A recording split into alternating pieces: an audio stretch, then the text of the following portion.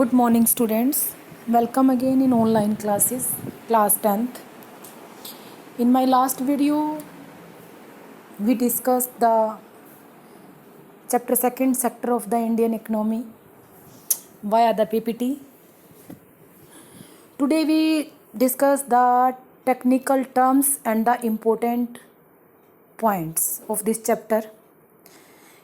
You make the notes both of pages in your fair notebook. Let's start the topic. Sectors of Indian economy. Primary sector is the sector which involve the agriculture activities, mining, forestry and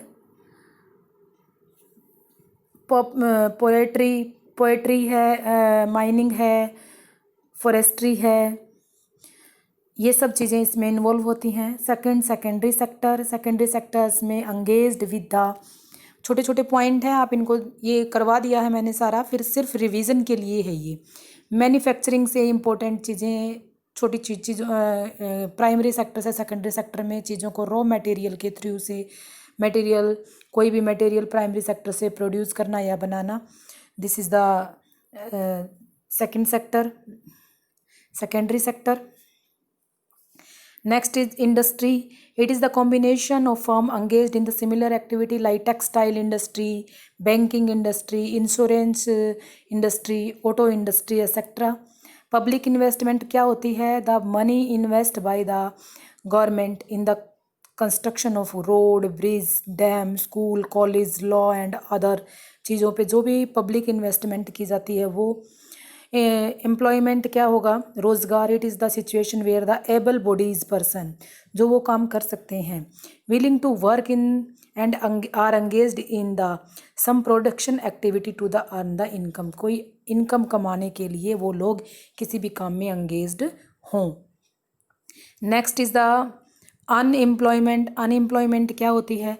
it is the situation where the able bodies person willing to work but are not able to get work. वो काम कर सकते हैं, उनके पास सब चीज़ें हैं, skill है किसी काम को करने की, बट उन्हें काम नहीं मिल रहा. They are engaged in the any productive activity. वो उस अपनी एबिलिटी से अलग किसी भी काम में वो एंगेज होते हैं. Under employment.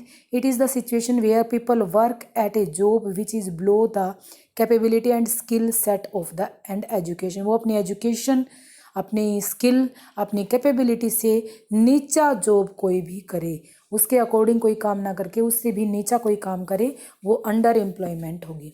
ट्रेड, व्यापार. Trade means the availability of buying and selling fishing goods in the market or a types of natural resources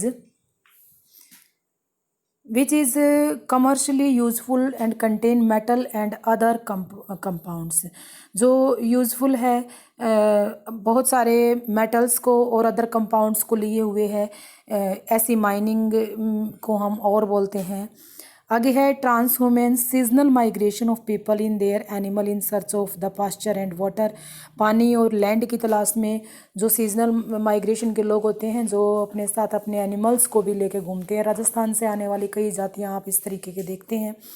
wrench is the wide ideal and setup of the modern facility where the animal husbandry carried on the main purpose of obtaining meat and wool. Meat और wool लेने के लिए इस type की वो wrenching बना दी जाती है. बाड़े जिसको बोलते हैं, इन्हीं बाड़ों के अंदर पशुओं को रखा जाता है, इन पशुओं को वहाँ पे देखभाल की जाती है. This is a ranch. Next is a autism. It is the serious mental element present from every childhood in the one is unable to communicate with other. जो दूसरे लोगों से बात करने में सक्षम ना हो. Birth rate. The number of birth from every 1000 person. हर 1000 लोगों पर पैदा होने वाले हर साल कितने बच्चे हैं. This is the birth rate. Next is the important point of this chapter. Services territory sectors. सेवाएं और तृतीय प्रकार के सेक्टर्स जो हैं, वे सेक्टर होते हैं जो हेल्प करते हैं प्राइमरी और सेकेंडरी सेक्टर में. It include transportation, banking, financial, insurance, etcetera. Next is the national Sample Survey Organization, NSSO, it is the organization which conduct survey on employment and unemployment is an economy. Next है disguised unemployment, it is the types of hidden unemployment. Hidden मतलब छुपी हुई, where people seem to be working but, लोग काम करते दिखाई देते हैं लेकिन जो प्रोडक्शन है, एक्चुअल प्रोडक्शन है, उसमें उसका कोई कंट्रीब्यूशन दिखाई नहीं देता। हमें लगता है कि काम कर रहे हैं लोग, बट उनका अगर हम नेशनल इनकम में देखें तो कुछ भी कंट्रीब्यूशन नहीं होता। नेक्स्ट है gross domestic production, the value of goods and services produce in an economy is an financially, एक साल में जो गुड्स की और सर्विसेज की वैल्यू कितनी प्रोड्यूस हुई है, this is the gross domestic production. Organise sector, it covers those enterprises where the terms of employment are regular and they have assured work, regular हैं और उन्हें काम जरूर मिलता है, पक्का काम मिलता है। अनऑर्गेनाइज सेक्टर में जो है स्मॉल और स्कैटर्ड यूनिट होती हैं, आउटसाइड में कंट्रोल ऑफ द गवर्नमेंट का कोई कंट्रोल नहीं होता, हेड कम इन ऑर्गेनाइज सेक्टर में आते हैं। Public sector enterprise, the government own majority of the share holding of the company या इंटरप्राइजेज, किसी भी इंटरप्राइजेज या कंपनी होल्डर्स का गवर्नमेंट का अगर उसके ऊपर मेजॉरिटी होती है या अधिकार होता है तो उसे पब्लिक सेक्टर बोलते हैं। प्राइवेट सेक्टर में गवर्नमेंट का अधिकार नहीं होता, बल्कि सारी रूल रेगुलेशन या काम करने का तरीका प्राइवेट सेक्टर के अंदर ही होता है।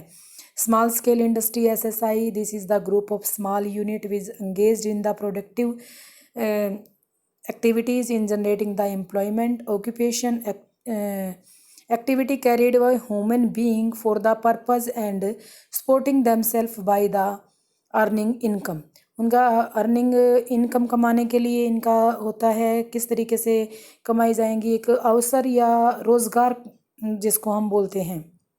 Large scale industry, LSI, those groups of companies which employ large number of labor, use surprise technology and need high investment, जो जिनके पास बहुत बड़े बड़े साधन होते हैं, बहुत ज़्यादा पैसा होता है, टेक्नोलॉजी होती है इन्वेस्टमेंट करने के लिए, वो लार्ज स्केल में है, उनमें काम करने वाले लोगों की संख्या ज़्यादा होती है। कॉटेज इंडस्ट्री वो इंडस्ट्री होती है, कुटीर उद्योग हिंदी में इनको बोलते हैं। लो इन्वेस्टमेंट होती है, लगभग घर की फैमिली के मेंबर ही इसमें काम करने वाले होते हैं। छोटी छोटी चीज़ों की ये उपज करते हैं, जैसे टोकरी बनाना, पॉलीथीन बनाना, कागज़ के लिफाफे बनाना या फिर और छोटे काम, और इन कामों को वो ईज़ी तरीके से फैमिली मेम्बर्स ही कवर कर पाते हैं और उनसे उनकी इन्वेस्टमेंट जो होगी वो कम होगी और मार्केट तक सेलिंग होगी वो भी बहुत छोटे से दायरे में ही कवर होगी। This is the important points of this chapter. Okay बेटा, ये चैप्टर आज कंप्लीट हो जाता है। मंडे को इसके NCERT हम डिस्कस करेंगे और आपको अपनी नोटबुक कवर कंप्लीट कर लेनी है। Okay, thank you, have a nice day.